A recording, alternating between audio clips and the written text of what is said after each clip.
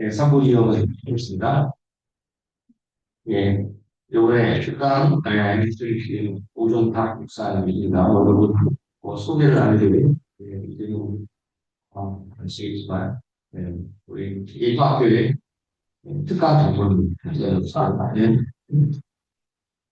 빠짐없이, 이렇게 매번 힘주시는데, 오전 닭 목사님이 그 시간을 갖다 하는 도전을 해주셔서 감사합니다. 성경 전체에 어느 말씀들이 어떻게 분포되어 있는지 그림이 그려지지 않으면 그 그래서 크게 하나님의 말씀을 기르기하기 힘들다. 100% 공감을 하고요. 오늘 그런 좋은 뜻깊은 시간이 되리라 믿습니다. 나오시겠습니다.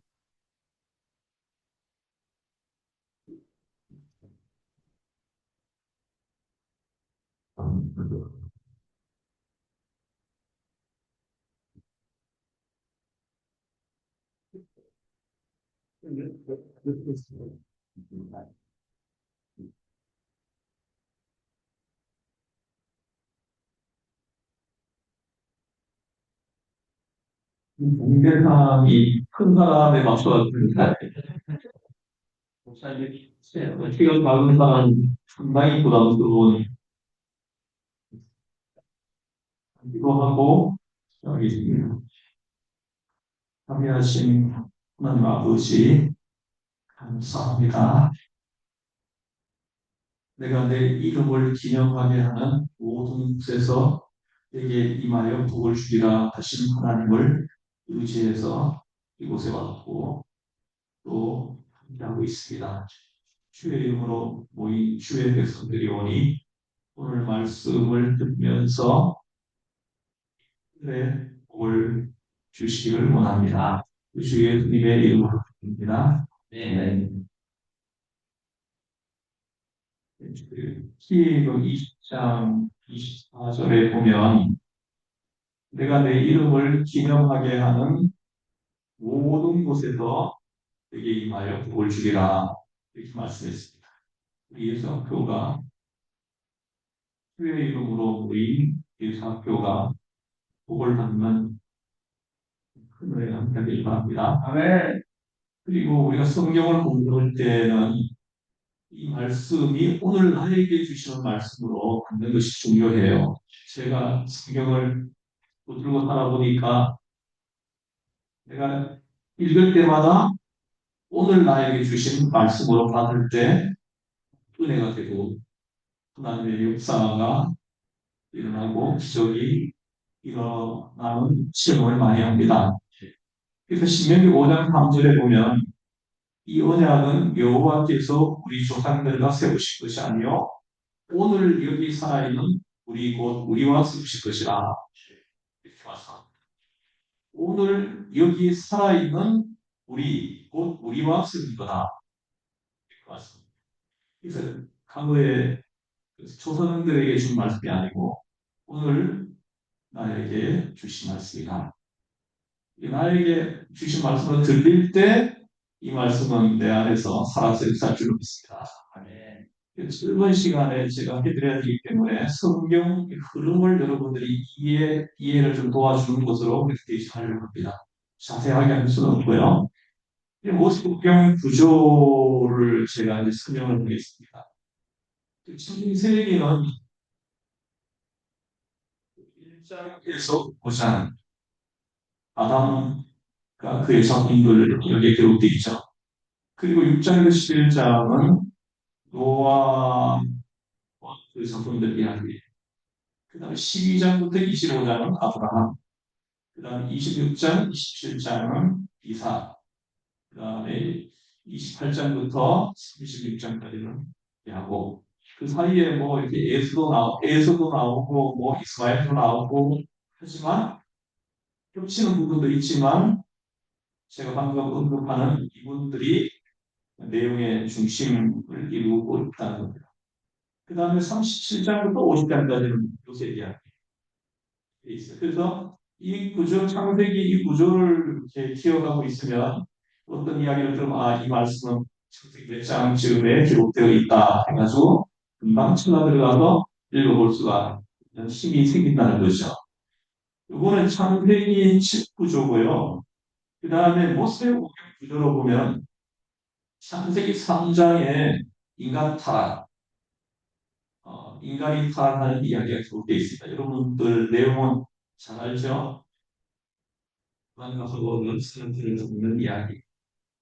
그리고 그 후에 3장 15절에 보면 이미 그 메시아를 보내주실 것을 언급하고 있습니다. 메시아를 보내주시는데 여자의 후손으로 오실 거라는 것을 알게 해주는 부분입니다. 이렇게 말씀하시고 그 다음에 12장 1절에 와서 하나님께서 구체화시킵니다. 이제 이 인류 구원 계획을 구체화시키는데 그, 한 사람을 세워가지고 이제 후속사를 이루어갈 계획을 구체화시키는 그 사람이 누구입니까? 아브라함이에요. 아브라함을 불러가지고 하나님이 내게 복을 주어 내 이름을 칭대하기니 너는 복이 될지라 이렇게 말씀합니다. 그래서 아브라함을 통해 가지고 성경을 주시고 아브라함을 통해서 한 민족을 주시고 아브라함을 통해서 구원자를 보내실 거다. 이게 창세기 12장 1절, 2절, 3절 주시는 메시지입니다. 너를 인하여 복을 받을 것이다. 모든 민족이 복을 받았다 하시는 이 말씀 속에 성경을 주시고 그 다음에 한 민족을 만들어 주시고 메시아를 보내주실 것이다. 이렇게 나중에 해석을 할 수가 있습니다. 그래서 그 뒤에 이야기는 이제 하나님께서 그 메시아를 보내게 가지고 그 과정을 쭉 기록해 놓은 것이 성경책입니다. 그래서 15장에 가지고는 횃불 언약이 나옵니다. 거기에서 아브라함의 자손이 이방에서 계기될 것은 몇 년 동안요? 400년 동안. 그리고 4대 만에 4대 만에 이방의 객생활을 중단시키고 불러내서 내가 약속한 땅으로 끌어들일 거다. 이게 핵불 언약의 내용입니다. 자세하게 설명을 할 수 있지만은 시간이 없기 때문에 이해만 도움이 될 것 같아요. 그리고 이게 이제 47장, 창세기 47장으로 제가 여기 아까 드렸죠. 비유를 드렸죠. 네. 간단하게 이렇게 나왔습니다. 47장으로 가가지고, 46장으로 가가지고, 46장에서 야곱이 70명의 가족을 데리고 이집트로 들어가는 이야기가 46장에 기록되어 있어요. 그래서 창세기 15장에서 이방에서 계기될 것이다. 하신 말씀이 46장에서 성취되고 있는 걸 봐야 됩니다. 그 70명이 들어가는 거예요. 그리고 출애굽기 12장으로 갑니다. 출애굽기 12장으로 가가지고 거기에서 출애굽을 해서 나오는 겁니다. 정확하게 4대문이에요. 정확하게 4대문. 자 보십시오. 야곱이죠. 그 다음에 12아들이 있죠. 12아들 중에 그 모세의 조상이 누구예요? 모세의 조상이 대답 좀 해주시죠. 야곱의 12아들 중에 모세의 조상이 누굽니까? 그렇죠. 레위 지파입니다. 모세는. 그 다음 야곱, 레위, 그 다음에 또 누굽니까? 레위에게는 몇 명의 아들이 있습니까? 세 명의 아들이 있죠. 그 세 명의 아들이 누굽니까? 제가 물어보면 안 되는군요. 계보브, 게르돈, 고하, 무라리. 세 명의 아들이 있습니다. 그 세 명의 아들 중에 모세의 조상은 누구예요? 모세의 선조나 이거가 네. 이세 명의 아들 중에 고하시 모세의 선조예요, 선조. 이 고하시에는 또 아들이 또 네 명이 있죠. 누구누구입니까? 첫째 아들이 아므람, 두 번째 아들이 헤브론, 세 번째 아들이 우시엘, 네 번째 아들이 이스라엘. 이렇게 있는데 요 중에 이스라엘이 누구냐 하면요. 민수기 16장에서 모세에게 분배들었던 반역했던 누구죠? 아니 모세에게 반역한 사람. 성경에는 관심이 전혀 없는가 보죠. 전 예수 학교가 성경에 능통한 자들로 이렇게 저기 뒤에 가득해지기를 바랍니다. 이건 특별한데요. 이 고아에게는 네 명의 아들이 있는데, 어, 그, 헤브론, 무시엘, 이스라엘, 이렇게 가면 되겠죠? 근데 여기 보면 고아 아들 중에 이스라엘이 있어요. 이 이스라엘의 아들이 누구냐? 여기 나왔네. 요 이스라엘 누구냐면 고라입니다, 고라. 알죠? 고라. 민수기 16장에서 모세에게 반역했던 사람 기억하죠? 또 이스라엘 아들이 그 사람이. 그리고 우시의 아들이 또 두 명이 있는데 두 사람이 누구냐면 엘수와 이사엘이라는 사람이에요. 두 사람이 누구냐면 레위기 10장에서 그두 사람이 죽죠. 레위기 10장에서 두 사람 누가 죽습니까? 아론의 두 아들 둘로 제사를 지내다가 죽은 사람 두 사람 있잖아요. 예. 아론의 두 아들 첫째, 둘째 나답과 아비우. 알면서도 대답을 안 하시는 건지. 그렇죠. 언제나 이렇게 인간 이걸 못 받으시고 계시는 건지. 근데 제가 성경을 제가 21년째 가르쳤는데요. 제가 성경을 가르치면서 제가 체험한 건 뭐냐면 이렇게 적극적으로 응답하는 분들이 그게 은혜를 받더라고요. 아, 네. 그리고 성경도 빨리 능통해져요. 이 사람들은 그 성경에 능통해지는 사람을 본 적이 없어요. 그래서 레위기 10장에서 두 사람을 하나님이 죽이시는데 그 사람이 아론의 첫째, 둘째 아들이에요. 나답과 아비우. 이 사람이 죽었을 다른 걸로 제사가 죽었죠. 그 시체를 내어낸 사람이 그 우시엘의 아들입니다. 또 엘사와 이스라엘 다 모세의 사촌들이에요. 사촌들이고 그리고 요 아므람이 보아스의 첫째 아들인데 이 아므람의 부인이 누구인지 아시죠? 부인 이름이 굉장히 유명한데 흔들 하는 그 찬양이 있었죠. 거기 그때 그 바구니를 만들어서 띄운 사람 누구예요? 바구니를 만들어서 거기 아기를 넣어가지고 강물에 띄운 여인 요게벳이죠. 요게벳 이거 뭐냐고 보시죠. 그거이 지금 또 하고 있는 거예요. 하나님 말씀에 집중해야 되지 않겠습니까? 이 요기에서 참 지혜롭고 어질고 현명하고 참 슬기로운 여자예요. 저는 성경에서 아주 슬기롭고 지혜롭고 어진 여인 한 사람을 추천하라 그러면 전 요게벳을 듭니다. 참 지혜로운 여인이에요. 사람이 할 수 있는 일은 다 하고 그 다음에 그 한계를 넘어가면 하나님께 맡기는 아주 현명한 그 믿음을 지니고 있는 여성입니다. 그래서 그다음에 부인이 요게벳인데 이 요게벳에게 이 아브라함 요게벳 사이에 몇 명이 태어나죠? 성경이 기록되어 있는 대로만 보면 세 명이죠. 첫째가 누구예요?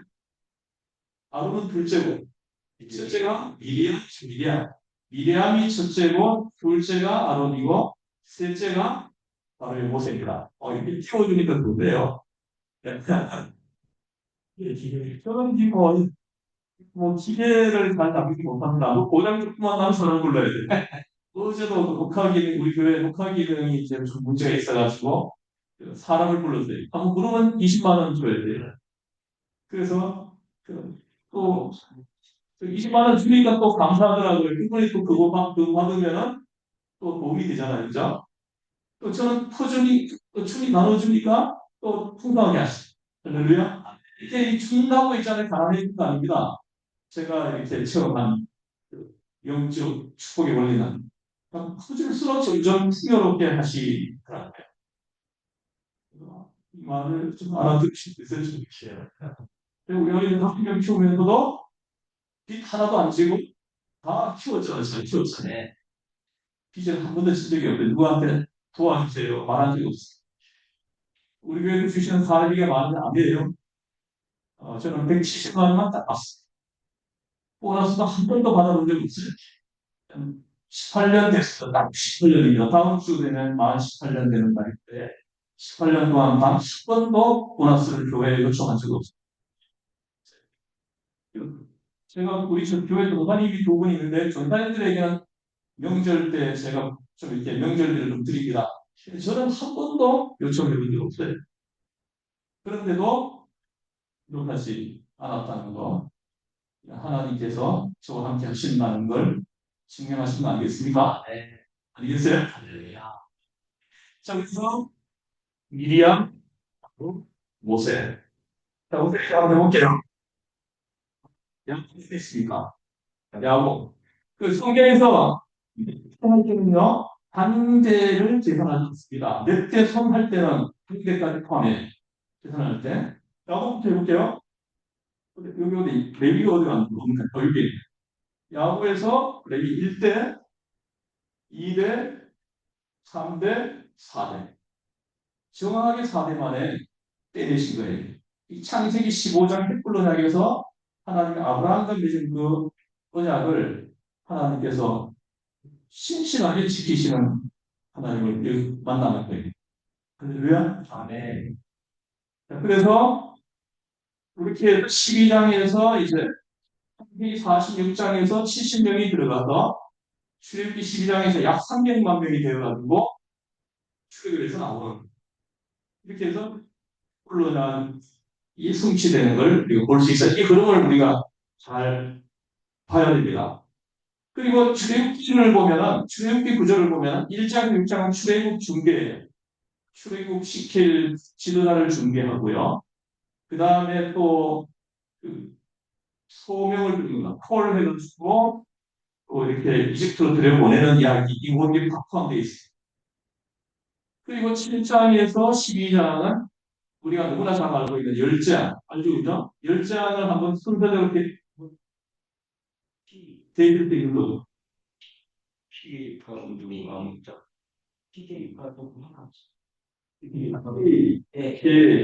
기파 올라오고 메파 암자 올라오고 내용증 예문장 이렇게 10가지 재앙이 거기에 기록되어 있습니다. 7장에서 12장. 어떤 분이 그 예수 그 10장 중에 몇 개 재앙을 찾는데 출애굽기 막 20몇 장이 막 찾고 있대요. 아무리 찾아도 나와야죠. 그래서 이 구조를 우리가 잘 기억하고 있으면은 정확하게 몇 장 몰라도 그리로 손이 갑니다. 그래가지고 이렇게 찾아가지고 이렇게 확인하고 읽고 해석하고 그리고 은혜 받을 수 있다는 거죠. 그 다음에 12장에서 출애굽을 하고요. 그리고 12장에서 19장은 람셋에서 출발합니다. 이집트의 람셋, 고센 땅 람셋에서 출발을 해가지고 시내 한 가지, 시내 광야까지 이르는 여정을 기록해놨습니다. 그래서 라수게리 분수마 엘시네시. 저번에 한번 내가 외워드린 적이 있는 것 같은데 라수게리 분수마 엘시네시. 그 백정과 람셋 출발 숫꽃 에담 비하이로 홍해 수로 마라 엘림 시강야 그러는 거예요. 예? 의심요? 르비디 여기서 출애굽 이후에 첫 번째로 전쟁을 한 곳이에요. 첫 번째 전쟁 어디야? 누구하고 했어요? 첫 번째 한 전쟁을 한 종족이 누굽니까? 아말렉이죠. 어이, 사장님 제일 대단하고 잘하시네. 그래서 근데 제가 이렇게 목사님들 뭐 이렇게 전투해 주려고 성경 공부를 해보면 정말 제가 이렇게 생각했던 것보다도 성경을 너무 몰라요. 진짜 너무 몰라요.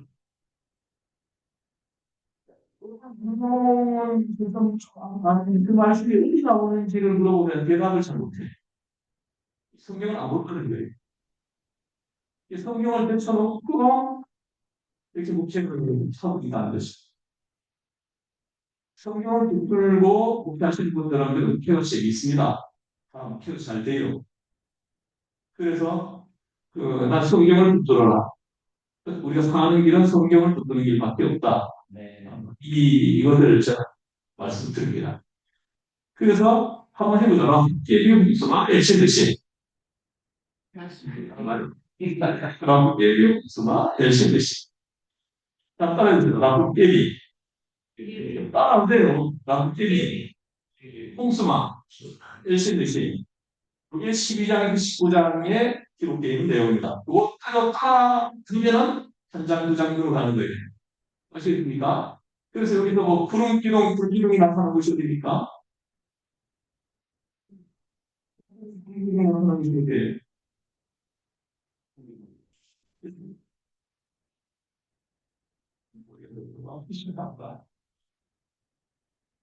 기둥, 불기둥이 나타나고 예담이잖아, 예담. 예담에서 불기둥, 구름기둥이 나타나서 인도하기 시작을 했어요. 보호하고 인도하기 시작했어요. 이건 알겠죠? 만나가 내리기 시작한 것은 만나가 내리기 시작한 것은 어디에? 예? 계속 예담을 나는 거 맞죠? 그 만나가 내리기 시작한 것은 신강야입니다. 신강야. 이 이야기가 기록되어 있는 것은 몇 장입니까? 출애굽기. 이거 잘못하면 12장부터 19장 사이에 나온다는 건 알겠죠, 그죠? 16장에 정확히 기록되어 있습니다. 여기 만나가 내린 이야기 도 있고요. 그러면 출애굽해가지고 신광야까지 이동하는 그 기간이 얼마 걸렸는지 혹시 아십니까?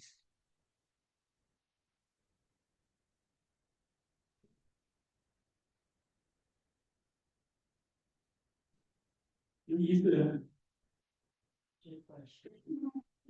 그러니까 출발한 날짜는 1월 15일이에요. 그리고 6월절은 1월 14일이고요. 1월 14일 6월절 지키고 1월 15일 출애굽을 했습니다. 해질 때, 이 사람들은 시간 개념이 해질 때부터 시간을 시작해요. 그래서 해질 때 추가돼서 나왔습니다. 그리고 신강야에는 2월 15일 도착합니다. 그러면 약 한 달 걸렸죠. 그리고 시내 강야에 도착한 것은 제3월에 도착했다. 약 3개월 돌려가지고 시내 강야에 도착했다는 그 이야기들이 그 12장에서 19장 사이에 기록되어 있습니다. 물이 없어가지고 또 망한 이야기, 뭐, 다 여기 있어요. 그리고 통일에 바다가 갈라지는 이야기, 다 여기 기록되어 있습니다. 굉장히 중요해요. 그래서 제가 게임 유튜브에 아시듯이 지명을 제가 외워드리는 거예요. 굉장히 중요한 지명이 있어요. 그 다음에 19장부터 23장은 19장에서 신해산 1차 등장이 기록됩니다. 신해산을 첫 번째 올라가는 거예요. 신해산에 올라가서 받은 계시가 이게 바로 1차 계시예요. 1차 계시에서 받은 중요한 내용을 혹시 언급하시는 분이 있을까요? 첫 번째 받은 계시가 뭐예요? 1차 계시로 첫 번째 받은 계시가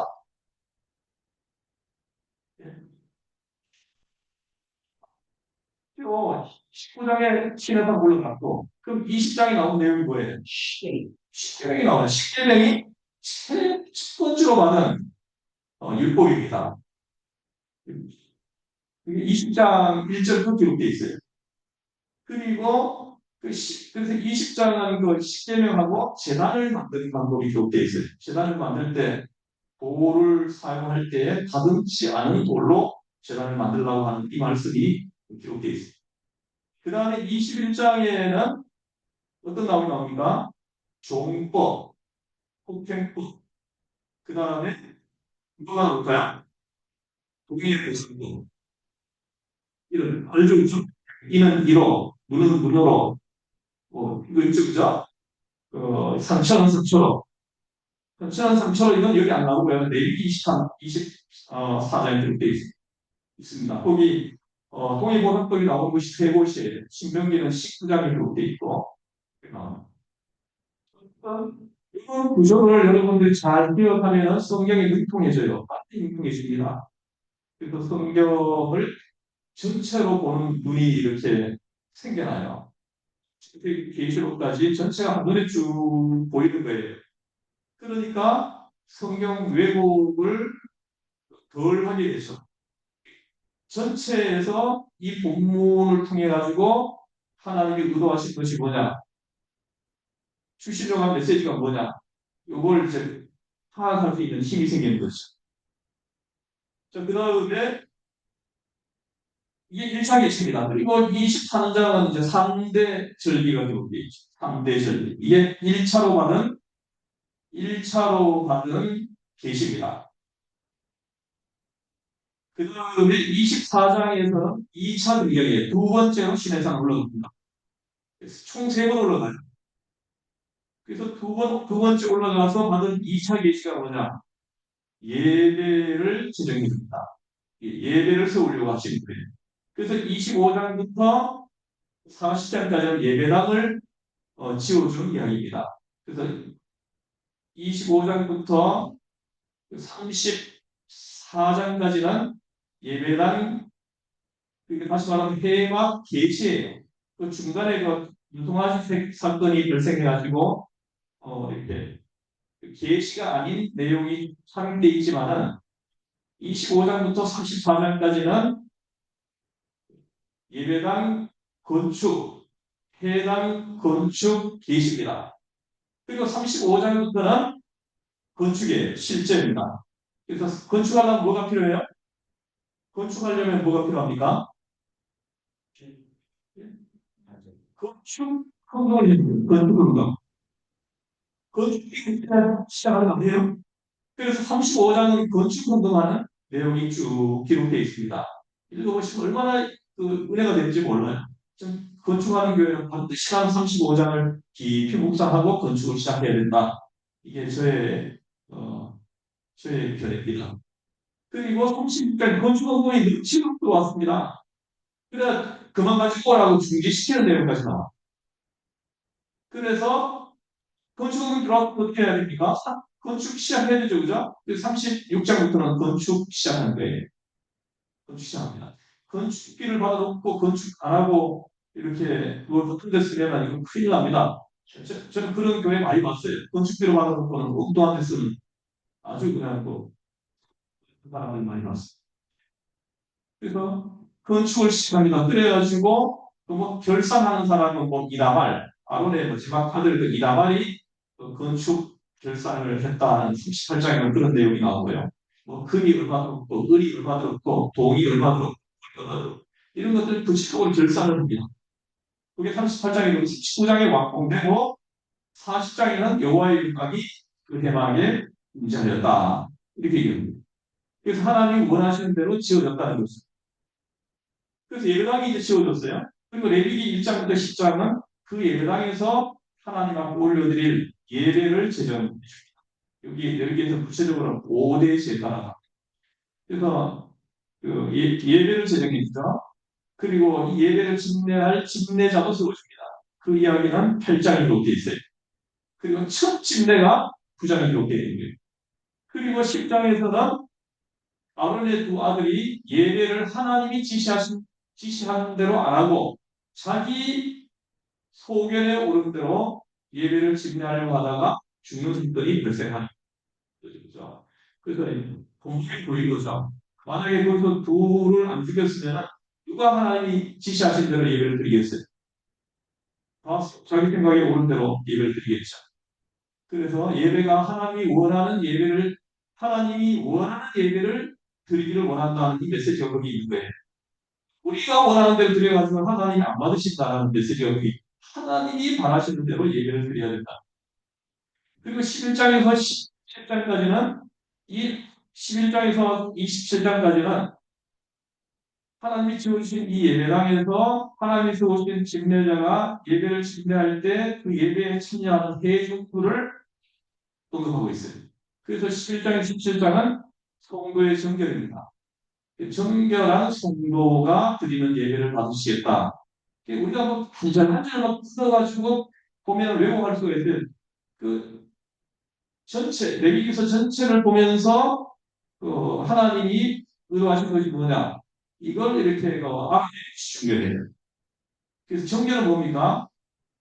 우리 몸에 우리 몸을 깨끗하게 구별하기를 시작을 알수 있어요. 그래가지고 뭐 먹을 거, 안 먹을 거 구별하잖아요. 11장에 보면 먹을 거, 안 먹을 거 하나 다 구별했어요. 그리고 뭐 산모정결, 뭐또 주병, 그리고 또 남의 환자정결 이게 쭉 나오잖아요. 피를 먹지 말라. 피를 먹지 마라. 피를 먹지 말할 이유를 두 가지 중 하나는 피에 생명이 있고 피가 제일 속하기 때문이다. 이렇게 얘기합니다. 그래서 17장. 그리고 그래서 우리 성도들은 하나님 앞에 나오면서 예배 드리는 성도들은 몸을 정결할 때 구별하는 삶을 살아야 된다. 정결해야 된다. 나이트클럽을 들어주고 뭐 그냥 이렇게 술하는 뭐 춤추고 이렇게 계산합니다. 그 다음에 18장부터 27장 이렇게 보면 뭐 여러 가지가 나오는데 27장까지는 성도의 성결입니다. 그래서 첫 번째가 성도록이에요. 하나님은 성적으로 한 삶을 요구하시는 거예요. 요즘 성적으로 못하고 있죠. 시계를 좀 보고 얘기를 해주잖아. 몇 시 됐습니까? 11시 30분. 지금 한 10분만 더 하겠습니다. 그래서, 그, 그래서 18장에서 27장까지는 성결한 성도예요. 거룩한 아니 19장에는 성결한 생활이 어떤 생활인지 구체적으로 하나하나 나열하고 있어요. 그 중에 보면 뭐 문신을 새기지 말라 이런 내용도 나옵니다. 주의 백성이 몸에 막 문신을 새기고 하면 됩니다. 문신도 얼마나 하는지 모릅니다. 우리 교회도 문신 있는 사람이 있어요. 쫓아내지도 못하고. 예. 그래서 지금 그 사람을 내가 전도하고 있는데 문신이 온몸에 있는 사람이에요. 근데 그 아이들, 딸하고 아들은 보내줘요, 교회를. 보내주는데 자기는 안 나오는 거예요. 그래, 그저께 가가지고 아빠가 두 아이를 키우고 있는데, 집이 막 엉망이 나는 거예요. 그래서 우리 교회에서 몇 사람이 가가지고 시켜를 주고 왔습니다. 그 식으로. 뭐, 큰 폐기물 봉투로 그냥 담아냈습니다.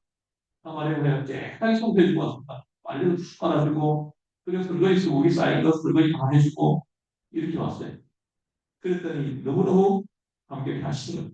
한 달에 한 번씩 가서 해드리겠다. 이렇게 얘기를 했어요. 그래서 무시를 안 했고, 그리고 또 이제 머리를 둥글게 감지 말라는 말도 나와. 우리나라 해병대가 머리를 둥글게 감더라고. 가운데 방향이 있고, 이거는 이거는 거룩 생에서 이게 시행되는 일이에요. 그리고 뭐 생머리 앞에 일어서 우리가 뭐 지하철 같은 거 타면 어르신들이 오면은 일어서잖아, 그죠? 이게 하나님이 요구하시는 거예요.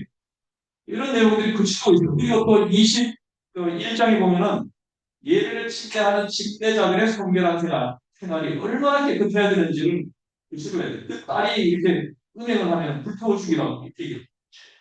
그리고 이 제사장이 이제 사별을 했을 때 재혼할 수 있는 여자의 기준도 제시해놓고 있어요. 거기는 오로지 처녀하고만 결혼할 수 있다. 이렇게 얘기해요. 이게 에스겔서에 가면은 에스겔서 43장이고 44장에 가면은 이게 완화돼.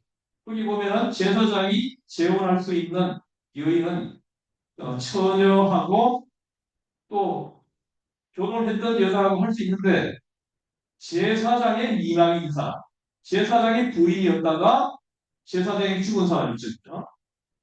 그 사람하고는 결혼할 수 있다. 이렇게 얘기를 하고 자, 그리고 난 다음에 제가 레위기를 전에 한번 좀 해드린 적이 있습니다. 이렇게 되고 그 다음 그래서 이제 출애굽기 25장부터 레위기 27장까지는 예배를 세우는 이야기예요. 그래서 하나님은 주의 백성들에게 예배를 받으시려고 하신다는 거 이걸 우리가 알아야 됩니다. 그래서 우리는 예배는요 예배 실패하면 안 됩니다. 예배 실패하면 다른 모든 것들이 주저앉아요. 그래서 어떤 경우에도 예배를 사소하고 어떤 경우에도 예배를 해지지 않도록 해야 되는 거죠. 그리고 민수기 1장부터 16장까지는 광야 40년 생활이 기록되어 있습니다. 그래서 1장부터 10장까지는 신의 광야를 떠나보낼 준비를 하는 이야기예요. 그래서 1장에 인구 조사를 한다. 이게 출애굽 후에 숲곳에서 한번 했고요. 여기서 또 한번 하는 거예요. 그래서 여기 숲곳에서는 보행하는 장경만 60만이다 이렇게 얘기를 했는데 여기서는 60만 3,550명 이렇게 정확하게 인구를 이렇게 적어놨습니다. 60만 3,550명. 이거는 20세에서 50세까지 전쟁에 나갈 수 있는 사람들인데 그 전쟁에 내보낼 수 있는 사람들을 수천화된 거예요. 그래서 20세 이전에 있는 사람들 그리고 여성들, 노인들은 다 제외된 숫자라는 거죠. 그래서 이 모든 제외된 숫자를 이렇게 포함하면 약 300만 명 정도 된다. 저는 그렇게 봅니다. 아이들이 많잖아요. 아이들이 많습니다. 그리고 인구 조사를 하려고 보면 우리가 2차 인구가 나오는데 2차 인구가 26장에 나와요. 30년이 지난 다음에 인구 조사를 또 한 번 합니다. 또 한 번 했는데 30년이 지나서 한 인구 조사 총계가 몇 명이다? 60만 1,700 60만 1,780명이에요. 그래서 10명 정도 차이가 납니다. 40년 전에 인구 조사한 인구하고 40년 이후에 인구 조사한 인구하고 약 10명의 차이밖에 안 납니다. 별로 놀라지도 않네요. 이거는 어마어마하게 놀란 일이에요. 하나님이 하셨다는 걸 부인할 수 없는 증거입니다, 이게. 그 광야에서 얼마나 많은 사람이 죽었습니까? 어느 사람이 계산을 해봤는데 하루에 약 2만 명이 죽었대요. 죽은 사람의 숫자를 계산해. 죽었는데 인구가 안 줄어들었다는 거예요. 그리고 20세 이상 사람들 다 죽었다. 감리가 유서만 그 외에는 다 세상을 떠났습니다. 그 인구가 얼마나 집이가 나올 때 약 300만 명이 나왔는데 다 죽었어요. 그래서 하루에 약 2만 명 가까운 사람들이 매일 죽었다는 거예요. 그렇게 많은 사람이 죽었는데도 인구가 안 줄어들었다는 거예요. 그래서 우리나라에서도 뭐 출산 장려 정책을 이렇게 천정적인 돈을 쏟아부으면서 이렇게 하고 있는데 이건 헛수고예요. 안 됩니다. 일단 하나 있는데 하나님을 경외하고 하나님을 예배하는 자로 오면 그냥 저절로 해결됩니다. 저절로 해결돼요. 지금 요즘 예를 보면 하나님을 떠나 있는 사람들의 사고를 가지고 살고 있어요. 하나님의 사람의 사고를 가지고 있는 사람들은요, 결혼하는 것이 축복으로 받아들입니다. 또 자녀를 여러 낳아서 번성하는 것이 하나님의 축복으로 인식하고 받아들인다는 거예요. 여러분 보세요. 결혼을 했는데 지난주 토요일 날 뭐 친조카가 결혼을 했는데 뭐 했는데 이걸 했습니다. 했는데 결혼하시면 아이는 안 되는 이렇게 얘기를 했다고 그러더라고요. 거짓말. 예. 제가 한탄스러운 걸 뭐냐면 하나님을 믿는다고 하는 사람들입니다. 하나님을 믿는다고 하는 사람의 사고가 그렇다는 거예요. 이게 시간 안 믿는 사람이라면 이해하죠. 그러나 믿는 사람이라면 그런 사고 구조를 가질 수도 없어요. 하나님을 정말로 믿는 사람들, 살아계신 하나님을 경외하고 예배하는 사람이라면 결혼을 축복으로 받아들입니다. 자녀를 여러 낳아가지고 천만이 많아지는 것을 하나님의 은총으로 인식하고 받아들인다는 거예요. 아까 우리 4시간 됐는데 하나 더 나오세요 했는데 저희 후임자 될 사람은 번째가 뭐냐면 성경에 융통한 자예요. 두 번째 성경에 융통한 자가 아니면 우리 교회는 적응 못합니다. 성경에 융통한 자가 되어야 돼요. 두 번째는 뭐냐면 자녀 성경을 이상 인상이에요. 내가 무슨 얘기했잖아요. 그러니까 다섯 아닌 사람은 적응하기 힘들어요. 그리고 또 하나 또 뭐냐 하나 또 이거는 그 기본적인 거지만 당신들 등록하고 통합교단에서 선택을 이거는 기본적으로 조건을 맞춰야 되는 것이다. 교단 없길라.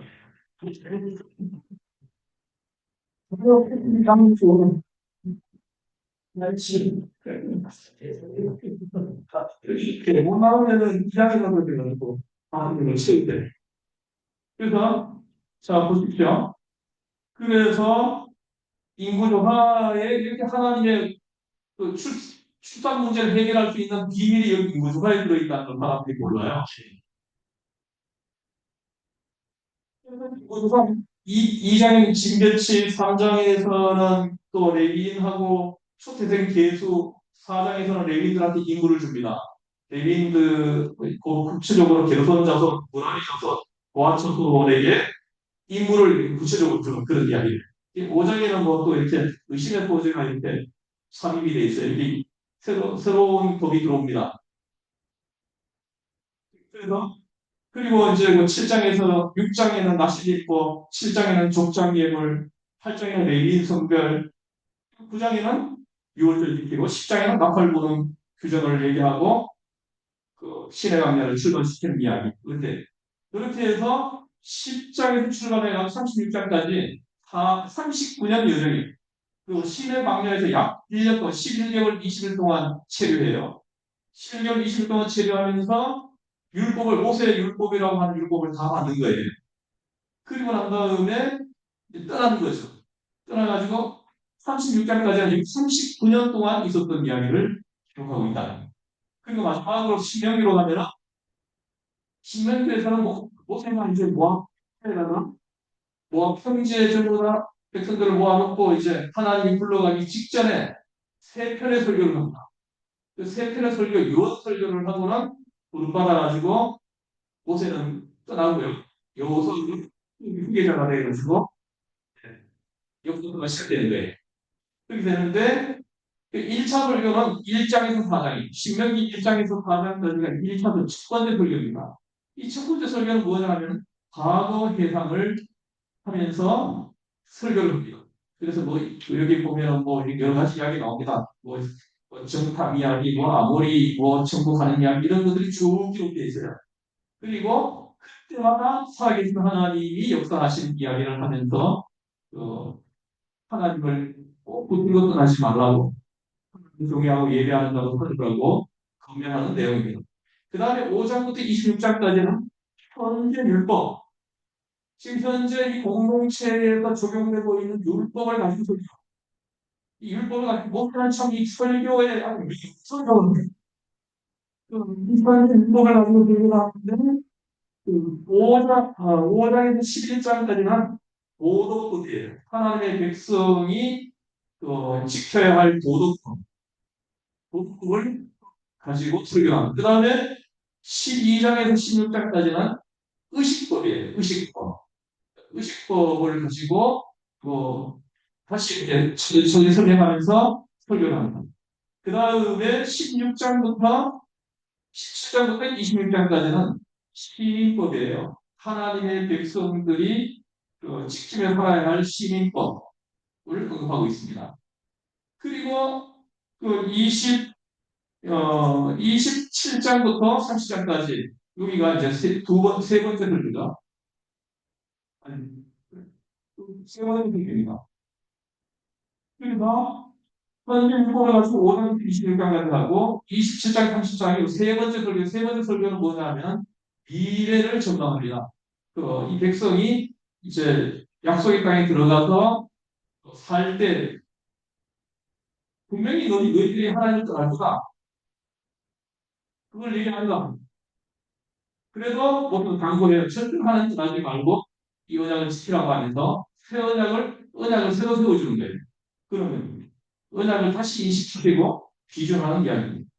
그리고 31장은 후기자 세우고 32장은 모세가 하나님 앞에 찬양, 지금까지 동행해 주신 하나님을 찬양하고 그 다음 33장에는 열두 지파를 축복하고 그 34장이 주님 품에 안기는 이렇게 신명기가 되어 있습니다. 그래서 제가 역사까지 하려고 했더니 시간이 지금 너무 많이 갔습니다. 역사서 이거로 제가 잠깐만 설명해 주면 보입니다. 그런데 지금 이 모세 오경이 여러분들 제가 이렇게 지금 설명해 준 것을 여러분들이 잘 이해하셨다면 모세 오경이 이렇게 보일 거예요. 전체가 이렇게 눈에 이렇게 보이죠. 그러면 성경이 재밌어집니다. 읽어도 재밌어요. 재밌습니다. 그리고 은혜도 함께 합니다. 그래서 제가 시간 관계상 미국서로서는 강의에 한번 해드리겠습니다. 그리고 제가 원래는 안식년으로 생각하고 성경 공부를 원래는 쉬웠습니다. 외부인들한테 해주는 건 쉬웠어요. 우리 교인들한테 하는 건 계속 하고 있고요. 그 외부인들한테 해주는 성경 공부는 제가 21년 동안 했거든요. 그래서 조금 원래는 쉬고 싶어서 1년 쉬고 있습니다. 내년부터는 성경 공부를 다시 하려고 합니다. 그때 제가 알려드리면은 오시면은 성경에 눈동한 자로 제가 훈련시켜드리겠습니다. 잠깐 필요하고 하나님 아버지 하나님의 말씀을 공부하면 그 안에 모든 비밀이 우리에게 있는 모든 인생 문제가 해결되게 하는 비밀이 다 숨어 있다는 것을 알고 기뻐하고 어, 감격하고 하나님을 찬양합니다. 하나님 이 주의 백성들이 성경을 제쳐놓고 프로그램을 가지고 또 자기 지식과 지혜를 가지고 성경을 이끌어 주려고 발버둥 치는데 하나님 아버지 우리 한국 교회가 지혜로워져서 하나님 말씀 속에 모든 비밀이 있다는 것을 깨닫게 하시고 하나님 말씀으로 돌아오는 수련회에도 말씀으로만 수련회 세미나를 해도 말씀으로만 세미나는 하나님 이런 성령의 역사하시니 우리 교회 한국교회 불타게 해주시기를 바랍니다. 주여 역사여 주시옵소서. 우리를 제일 구원하신 예수님의 이름으로 기도드리옵나이다. 아멘.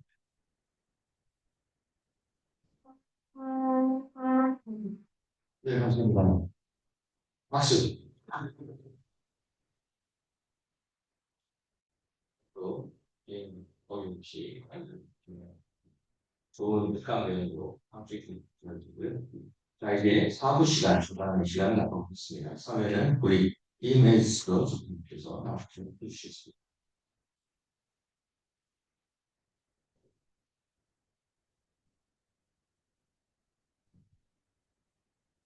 사부에서는 소개팅 드리면서 생명을 떠오르신 예수님의 주제로 말씀드리겠습니다.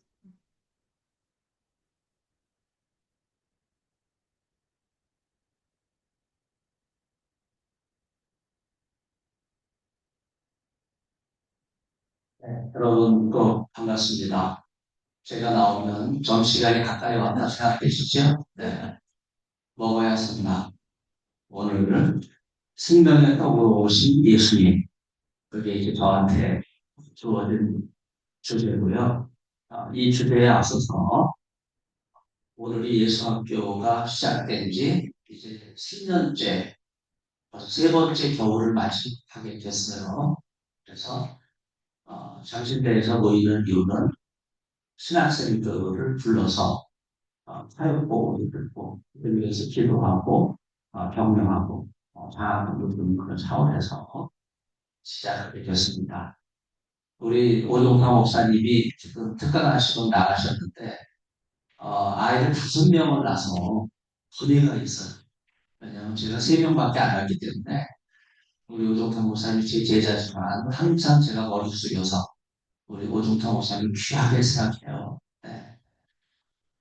그래서 우리 이렇게 다둥이 자녀들을 숨기기 위해서 예수 학교에 모였는데 이게 모이다 보니까 우리 신대원 졸업한 제 제자 중에 8명을 낳은 제자가 있어요. 정말 놀라운 일이죠. 네, 이렇게 하나님께서 다둥이 가정을 통해서 예수 학교를 세우시는 큰 축복을 베풀어 주셨습니다. 그래서 이번 8기 4번 장신대에서 모이게 될 텐데 그때 전체 주제는요. 하늘에서 내려온 만나 예수님이 만나이신 예수님. 오늘 모세 오경을 통해서 만나 이야기도 우리가 배웠잖아요. 이 만나가 늘 먹던 음식이 아니에요. 이스라엘 백성들이 광야 생활할 때만 먹었던 음식이에요. 그리고 과거에도 먹은 적이 없고 광야 생활 이후에도 더 이상 만나는 존재하지 않았어요. 그렇다면 이 당신이 무엇이냐? 히브리어로는 한 단어예요. 한번 따라하겠습니다. 음. 이게 우리말로 만나가 된 거고 영어로 메나가 된 거예요. 히브리어로 만. 이 빈에다가 이것이라는 단어를 붙여서 만후 이것이 무엇이냐? 이거 뭐 알지도 못하고 듣지도 못하고 네 이렇게 얘기했더니 어느 교회 가서는 그럼 우리나라에 만두가 만나와 연결이 됩니까? 예. 그럼 궁금해하는 성도님들 계셨는데 어, 여러분 만나는 무엇이냐 이거 무엇이냐 네. 이걸 오늘 주제와 관련된 어, 요한복음 6장의 말씀과 연결을 지으면 이거 너무나 우리 생명과 직결되는 거예요. 이스라엘 백성들이 40년 광야 생활에서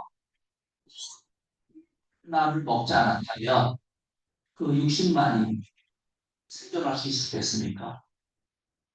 출애굽한 백성들이 다 광야에서 생을 마감했지만 그러나 하나님께서는요 눈의 아들 여호수아를 세우셔서 모세의 뒤를 이어 이스라엘 백성들을 가나안 땅을 넘어 들어가게 하셨다. 그리고 세겜에서 이 눈의 아들 여호수아가 그 이스라엘 백성들을 통해서 새로운 비전을 준 그런 내용을 우리가 기억을 하는데 요한복음 6장은 5천 명을 먹이는 사건으로 시작이 돼서 잠시 요한복음을 읽는 그 목사한테 무슨 말씀을 하려고 할까? 누가 요한복음 내용이라면 이 기적 사건, 5천 명을 먹이신 이 사건인데 이 사건이 과연 그냥 애국 백성들을 먹이신 사건으로만 끝나는 것인가? 광야 40년 이스라엘 백성들에게 만나를 먹이신 그 사건과 연결이 되는 놀라운 내용인데 이 내용이 무엇을 의미하는 걸까?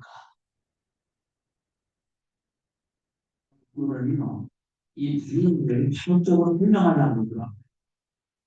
그래서 광야의 이상한 열매가 나무가 아침 이슬이 맺히는 것과 같은 그런 현상을 말하는 겁니다.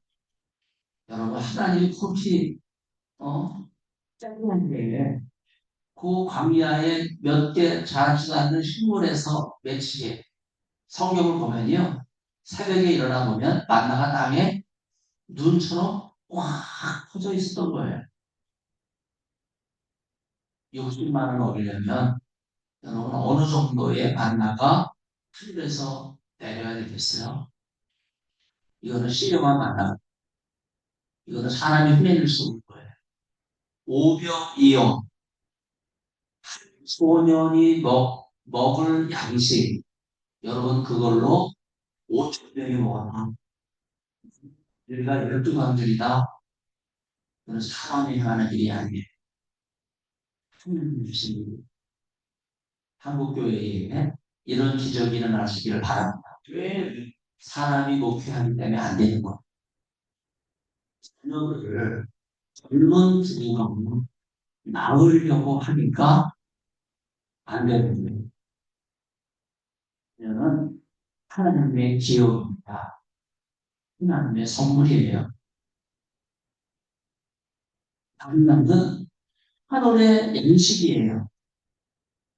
그런데 이 만나가 예수님께서 오병이어 기적을 베푸셨을 때 그 현장에 있었던 5천 명이 깜짝 놀라면서 하늘에서 내려온 만나로 이 기적을 베푸신 예수님이다.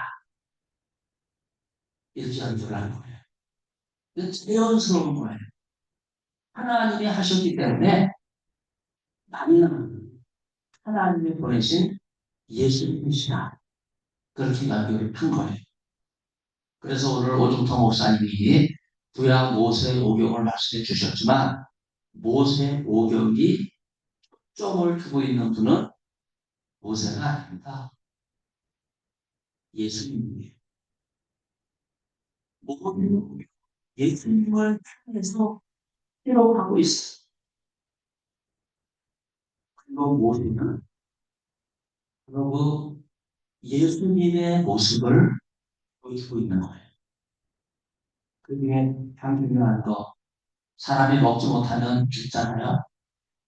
여기 제가 제 제목에 생명의 떡으로 오신 예수님 이렇게 정했어요. 여기 생명이라는 말은 여러분 헬라어 배우신 분은 다 아시죠? 슈케예요. 슈케는 생명. 그런데 요한 복음 오늘 본문 6장에서 하늘에 빛나는 오신 예수님과 연결된 이 말씀에서는 생명이 슈케가 아니라 비오스. 여러분 비오스는 뭐예요? 인간의 삶을 가르치는 거예요. 인간의 일생. 일생의 삶의 떡으로 오신 예수님. 바로 그 예수님이 요한복음 8장 30절을 보면요. 표적이 무엇이냐? 하시는 일이 무엇이냐? 참 공교롭죠? 무엇이라는 단어도 두 번 나와요. 그런데 그 표적과 하시는 일의 주인공이 누굽니까? 예수님이에요. Who is Jesus가 아니라 What is Jesus? 예수님은 무엇이냐? 누나가 무엇이냐? 바로 그 부분이 예수님에게 연결이 되면서 일세의 사람의 생명을 연장시키는 이 음식, 바로 그 음식은 다른 것이 아니라 예수님. 우리는 예수님을 생명의 양식으로 삼아야 합니다. 그냥 창세기에서는 흙으로 사람을 지으시고 그 코에 생기를 불어넣으셨다 그랬잖아요. 그때 네페시 하야 생기가 들어가서 살아있는 존재가 됐다. 그게 창세기의 인간 창조의 모습이에요. 예수님은 새 아담으로 오셨어요. 새 창조를 우리에게 이루어 주셨습니다. 우리에게 필요한 생명의 양식은 예수님이에요. 예수님은 우리에게 어떤 모습으로 다가오세요? 매일 우리가 먹어야 될 양식으로 다가오십니다. 예수님을 먹지 않으면 살아있지만 죽은 것과 똑같아요.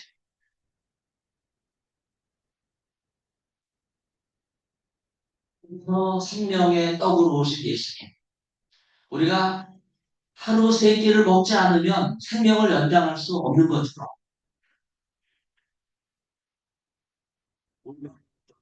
그래서 하루 단 한순간도 예수님을 먹지 않으면 우리의 영적인 삶은 끝나는 거예요. 우리 과학교를 이렇게 시작하면서 보면 예수님을 먹지 않는 목사님들 너무 많습니다.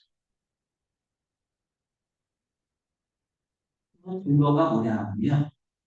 설교를 하는데 예수님을 전하지 않아요. 성경 공부를 하는데 예수님을 전하지 않아요. 속에 예수님 있으면 예수님이 그냥 막 나오죠. 그런데 속에 예수님이 하나도 없기 때문에 자기 얘기만 나오고 자기 얘기만 나오고 여러분 교회 생명의 양식은 예수님입니다. 하늘에서 내려 만나는 예수님이에요. 바로 예수님이 이것을 우리에게 보여주기 위해서 5천 명을 먹이신. 그리고 요한복음은요, 예수님이 하늘에서 내려온 생명의 양식이라는 걸 알고 있기 때문에 요한복음 6장 후반으로 가면 어떤 내용이 나옵니까? 예수님께서 십자가에서 흘리신 그 피와 그 몸을 기념하는 성만찬, 바로 그걸 민나로 연결하는 만나 생명의 양식, 그것은 곧 누구예요? 십자가에서 우리를 위해서 죄물이 되신 예수님이에요. 예수님이 우리를 위해서 그 몸을 지키셨어요. 그래서 오늘 성만찬 할때 제일 먼저 떡을 떼잖아요. 십자가에서 지키신 예수님의 그 몸을 기념하는 거예요. 그리고 이어서 우리는 예수의 십자가에서 흘리신 그 보혈을 기념합니다. 우리의 기적은 사복음서에 다 나오지만요. 이 기적을 누군가이신 예수님에게 연결하고 이 세계의 양식으로 오신 예수님을 성만찬으로 연결하고 있는 성경은 요한복음밖에 없어요. 이 모든 말씀, 예수님은 우리를 위해서 그 몸을 지키셨어요. 그리고 물과 피를 남김없이 흘리셔서 우리의 빈잔을 가득 채워 주셨습니다. 나의 별이 넘치나. 이 고백하잖아요. 이 고백은 예수님이 아니면 할 수 없는 고백입니다. 그래서 우리 예수학교는요, 일만 열면 예수님, 입만 열면 예수님 사, 입만 열면 예수님 생명의 양식으로 고백합니다. 이런 도전을 우리 한국교회와 신학계에 주게 될 때 하나님의 놀라운 역사가 일어나게 될 줄로 믿습니다. 제가 오늘 새벽에 잘못 클릭을 해가지고 예수 말씀, 오늘 예수학교 모이는 이 생명의 양식에 대한 메시지를 학회에다가 보내버렸어. 그랬더니 학교에서 저를 차단해버렸어. 제가 그 학교에 있는 이게 새벽에 전 회장이 뭐 하는 짓인가 싶어가지고 그냥 주 방에서 차단을 했어요. 왜그 방에다가 예수님을 올렸나 모르겠어요. 새벽이니까, 새벽 미명이니까, 예, 4시쯤이니까 새벽기도 가기도 전이고, 불키면 또 아내가 뭐라 그러기 때문에 이렇게 옆으로 하면서, 예, 눈치를 보면서, 예, 그러나 감사합니다. 예수님을 전하는 일은 하기도 세계 올렸으니까 그랬겠죠. 다 그렇게 이해합니다. 오직 예수님, 오직 예수님 하나, 오직 예수님 말씀, 예수학교는요, 한국교회를 깨우는 책임이 있고, 이 수령은 가정이 자녀를 둔 신학생이 가장 모범적이에요. 저도 세 자녀를 키우면서 신학을 하지만요, 아이들 8명을 낳은 신학생이 시대원을 졸업할 때, 있는 거예요, 그 집에.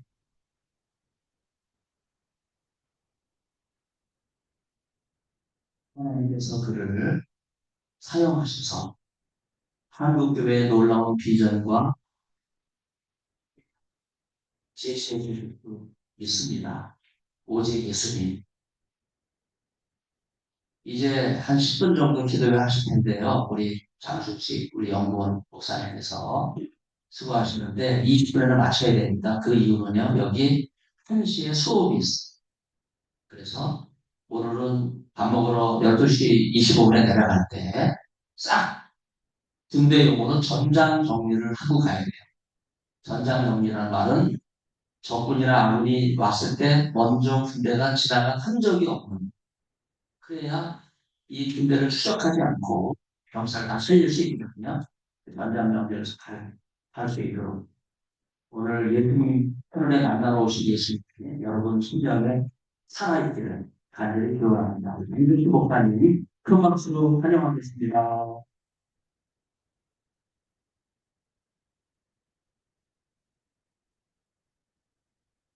오늘 11월 25일입니다. 지난달 후에 주님의 탄생을 기념하는 12월 25일 크리스마스가 있습니다.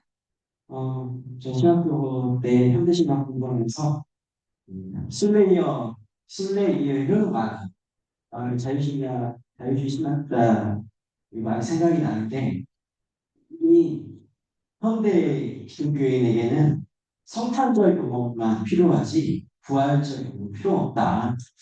그러면서 이제 기독교 성경에는 강조되고 부활절은 강조하면 안 된다. 그런 얘기를 책에서 하더라고요. 그래서 참 재미있게 이걸 얘기를 하는구나 그런 생각이 많이 들어요. 이게 어떤 뜻인지 알겠어요. 현대인들에게는 힘든 고난과 부활에 대한 얘기보다 많은 백성을 예수를 믿는 사람이 남은 사람이나 그러면 의미 있잖아요. 그런 걸 강조해야 된다. 그렇게 얘기를 했더라고요. 갑자기 생각이. 그래서 우리에게는 성탄과 부활이 함께 고백되는 예수 앞길과 되었으면 좋겠다는 생각이 듭니다. 요한복음 1장 14절에 보면 말씀이 육신이 되어 우리 가운데 거하시니 우리가 그의 영광을 보니 아버지의 독생자의 영광이요 은혜와 진리가 충만하더라 라는 말씀. 말씀이 육신이 되어서 우리 가운데 오신 예수님을 생각하면서 우리 찬송가 270장 시간이 없지만 찬송가 한 절만 부르고 있습니다. 찬송가 270장 배창현 주님의 사랑과 부르겠습니다. 찬송가 270장 배창현 주님의 사랑과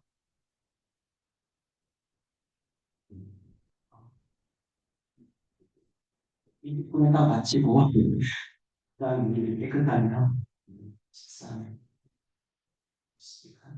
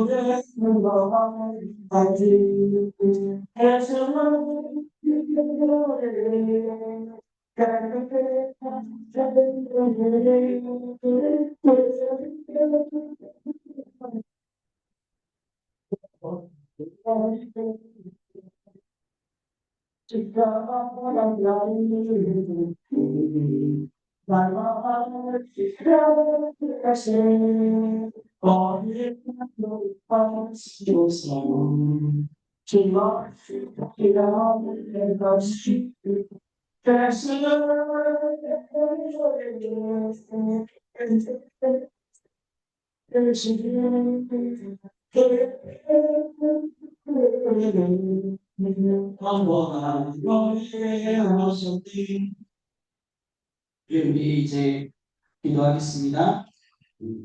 오늘 주제처럼 생명의 떡으로 오신 예수님을 기억하는 일수학교가 되기를 기도하겠습니다. 아멘.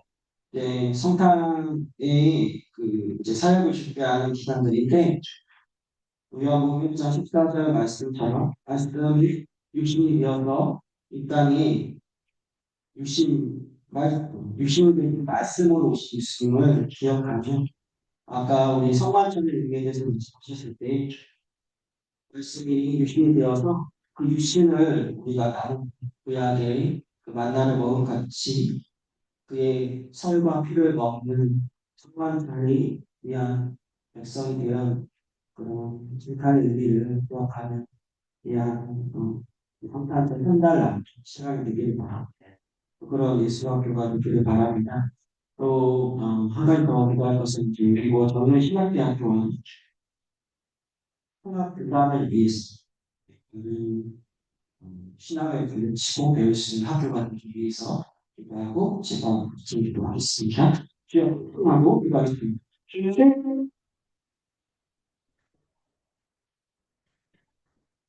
주의 말씀이 시되어서 하나님 오시게 스스로를 기억합니다. 마지막 우리 땅에 말씀이자 그 말씀이 시되어서 하나님 오시고 아버지 국세자의 영광을 바라보며 나의 귀한 스승을 주시하는 하나님의 교회의 삶을 하여 주시고 하나님 학교와 교회가 그것과 진정한 시에 일절치 모델을 바꾸려 하나님 앞에서 하나님 승령을 제공하자 그리고 하나님의 스승을 하나님 기합니다 하나님 말씀으로 의심이 되었습니다.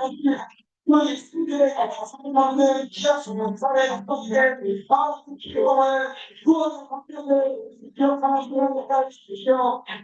아이고 성장하며 장대시켜 생명을 주시고 하나님의 말씀으로 하나님의 헬스를 주시오. So it's not specific.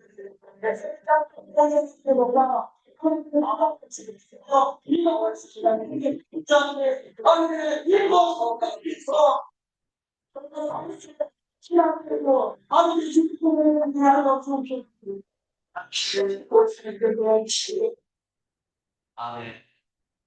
아니 말씀이 입증되어서 이 땅에 오신 예수 그리스도를 기억합니다. 아멘.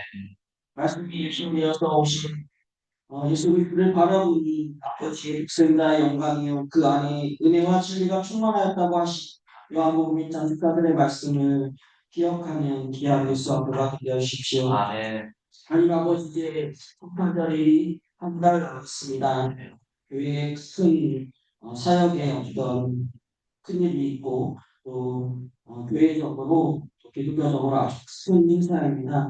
주님 매년 가운데 절개 행사로서 맞아들일 것이 아니라 오늘 주님께서 약속해 주신 것을 기억하여서 정말 예수 그리스도의 살과 피를 얻을 수 있는 귀한 은혜를 누리며 고향의 성도들이 만날 중에 예수 그리스도의 예표한 것을 보았듯이 하나님 성만찬의 의미를 다시 한번 기억하는 예수 학교가 되게 해주십시오.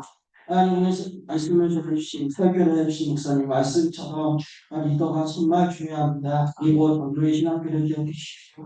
이곳에서 바른 신학을 가르치고 또 바른 신학을 배우게 해주십시오. 혼탁한 이 시대 가운데 아버지 잘못된 신학을 리더들이 배움으로 또 그것을 문명하게 또 성도들에게 가르치고 양떼가 방황하거나 혼란스러워하지 않도록 지금 이곳 선지학교에서 정말 질적인 영적인 국가 또 그 외에 필요한 모든 것이 준비되게 하여 주십시오. 하나님 아버지 이곳에서 배출되는 이 교단을 통해서 주님께서 주시고자 하는 모든 양떼들과 그 양떼를牧養하는 모든 자들의 마음이 예수 그리스도의 마음처럼 똑같은 마음처럼 되기를 원합니다. 예수가 하는 것을 전하고 예수가 베푸신 기적을 경험하는 귀한 하나님 통합교단과 신학교와 또 주님의 가문 교회들 되게 하옵소서. 아버지의 예찬을 나눕니다. 예찬을 나눌 때 몸과 영혼이 회복되게 하시고 또 그 새롭게 공급받은 힘으로 또 남의 회복을 잘 이루어 나가며 또 기도하는 시간까지 안전하게 지켜주옵소서. 예수님의 이름으로 기도합니다.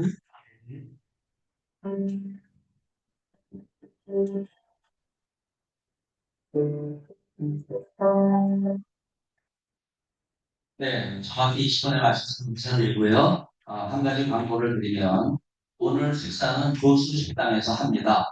그래서 교수들이 12시 반까지 식사를 하기 때문에 저희가 12시 반에 딱 내려가면 시간이 났는데요. 그 전에 감사 예식을 잠깐 진행하겠어요. 그 이유는요. 오늘이 예수학교가 시작된 지 2년이 넘었고 3년 차요. 그래서 세 분에게 감사를 표하기 위해서 제가 다른 거는 준비가 어렵고 제가 번역한 책을 이렇게 세 권을 갖고 왔습니다. 작년에는 개근하신 분만 드리니까 우리 김준혜 집사님 한 분밖에 낯을 못해가지고 일단은 김준혜 집사님은 우리 예수말씀연구소 수석연구원이라 수고를 많이 하셨거든요. 한번 크게 박수해 주십시오. 네, 네. 축복합니다. 네. 참고로 1장부터 7장까지만 제가 쓴 내용이기 때문에 그것만 읽으세요. 다른 거 읽지 마시고. 그 다음에 두 번째는 또 우리 예수 말씀 연구소에 또 책임 연구원이 계시죠. 장준신 목사님. 아유, 얼마나 감사합니다. 네, 네, 오늘 기도도 하시면서 당신께 감사합니다. 축복해 주시는데 합동춘 목사님이세요. 그런데 성악교단 목사처럼 장주대를 축복하고 살아가시는 분이라 너무나 감사드립니다. 두 분 다 예수 말씀 연구소 연구원을 자원하시는 예수학교가 큰 애가 되니까 이런 자원하는 역사가 일어나시고 또 한 분은 눈이 오나 비가 오나 눈물로 기도하시는 우리 안희영 목사님 올라와 있어요. 해당이 안 돼도 못 드렸는데 안 목사님을 드리려고 제가 이렇게 준비한 거예요. 네. 안 목사님, 네. 힘 많으십니다. 네. 자, 그래서 이렇게 세 분이 또 수고를 하시고, 오중평 목사님이나, 우리 또, 이승호 목사님이나, 또 김성욱 목사님이나, 또 우리 최원한 대사님, 이유명 목사님, 또 간사, 입에서 여러분들 다 계시게, 큰 수고 하셨지만은, 내년에는 또 하나님께서 어떤 은혜를 주실지 예수학교가 기다리고 사랑하는 그런 모임으로 이제는 거듭나시기를 바랍니다. 할렐루야. 네, 식당에 내려가도록 하겠습니다.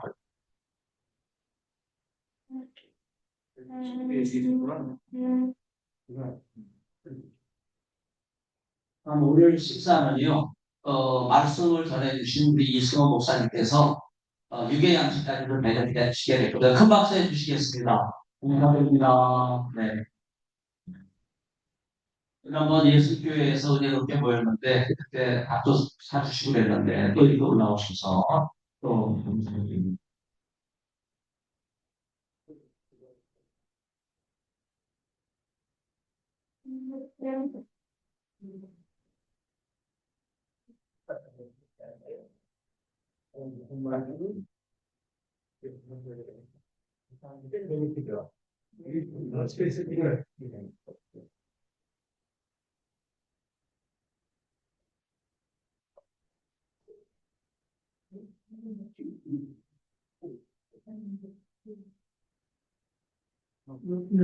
되게 하네요. 해나면 때문에 되게 네. 그죠? 이것도 켰네. 원래 여기 연료가 들어오고